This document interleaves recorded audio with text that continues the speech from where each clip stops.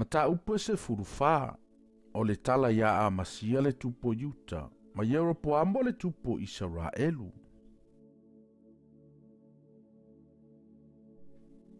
O le lua o tausanga yo asa le atali o io sasa le tupo Israelu. Na whai ma tupu a masia le atali o io asa le tupo Yuta. O le lua furu ma le limbo o na tausanga na whai o ia matupu. E lua furu ma le iwa fo o tausanga na whai o ia matupu Yerusalema. O le ingo foi o lona tina o io tana o Yerusalema ia. Le ia foi le ami o tonu lumo yoba. Ai le ifa pe o ta vita o lona tama. Na ia foi mea uma fa pe o na faia e lona tama o yoasa. Ai pe tai. Na le ave se ina mea mawalulunga na faia pe le nu o taulanga. Ma la tau fa mu mea manongi mea mawalulunga. Ua o ina ua maule malo ia te ia. Na ia fasioti le ana au na oe na fasialo na tamale tupu. Awana le fasiotia whana ua ia fasitangata e tusa ma le upu o tusi e le tusi o le tulafono a Mose. Na polo ai mai ai Jehova ua whape mai. Awana i fasiotia tama e suia i le whanau. Awana i fasiotia fo i le whanau e suia i o latou tama. Aia taitasi le tangata ma fasiotia o ia, ona o lana lavanga sala. Na ia fasia e to mai se fulu afe i le vanu masima. Ua whao mai fo i sela i le taua. Ua whai ngoa i fo i o yoka tielu. Ua o mai i le aso nei. O na uwina atua i leo a masia. O le savali a io asale atali o io sasale atali o ye ule tupo Israelu. Ua whape atu. Ma liu mai ia se i tafe si la whai. O na tali mai eile o io asa le tupo Israelu ia amasia le tupo Yuta ua whape mai. Na avele fe au o le la au tala o ile panona ile a rasi o ile panona. Ua whape atu.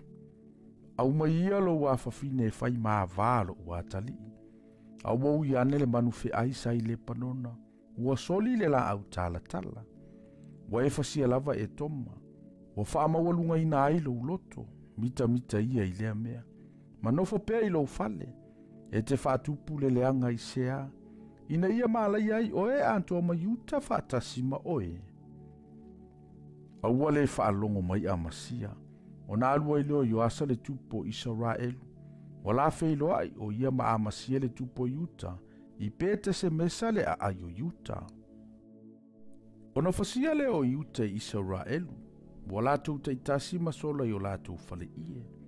Ona pua ele yo asa le tupo Israelu ya amasia le tupo Yuta le atali o yoasa. Le atali o asa ia i pete mesa. Wo mai Yerusalema. Na le peti aile e o le pao Yerusalema. E amata ile faitoto e Efraima e o ile faitoto o le turimanu. O kupita e fase lau. Wana ave foi auro ma avio uma. A toa mai pu uma sa maua ile falo Yehova. Ma mea e te wai oloa ile falo le tupu. A toa mani ali e whai ma whaafo ita.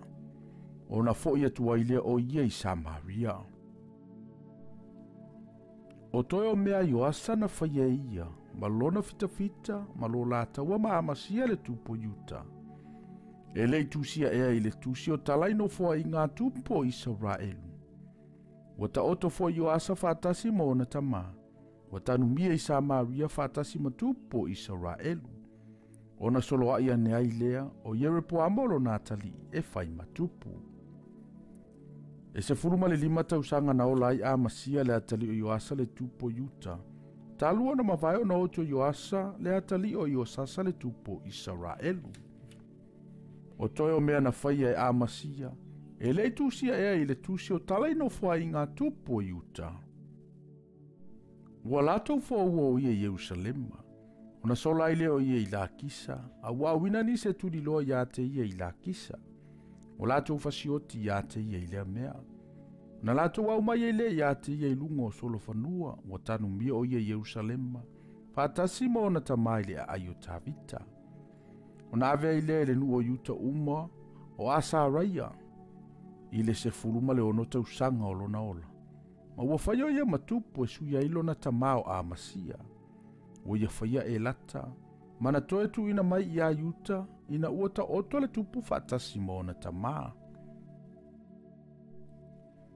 O le se fulu ma le lima o tausanga o amasia le atali o Ioasa le tupo Iuta. Na whaia i matupu sa Maria, a Yeropoamo le atali o Ioasa le tupo Israelu. E whaanga fulu ma le tasi tausanga na ia pule ai. Na ia whaia le ami o le anga ilumo Iova. Na ia le te e se lava ianga sala uma Yeropoamo le atali o ne pata. O le na whaatupu le anga sala ia Israelu. Na ia toesi i atu le tua o io Israelu.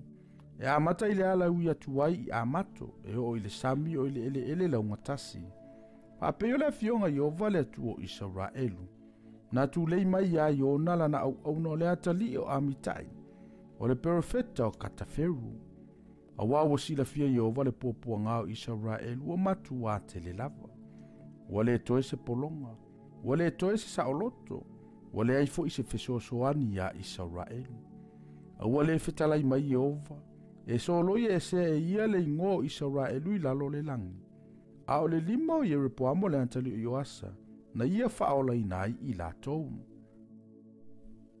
O toe o mea na whaia Yeropoamo, a toma mea uma na ia whaia malona fita fita, na ia whaia I taua, ma na toe whao ma iei mo Israelu o tamaseko ma amato, na ia Iuta. E le tusia I le tusi o talaino fua I ngā tupo Israelu. Wata oto fo Yeropoamo whaatasi mo na tama. Whaatasi matupo Israelu. Ona solo aya ne ai leo lo na tali o Sakaria e whai matupo.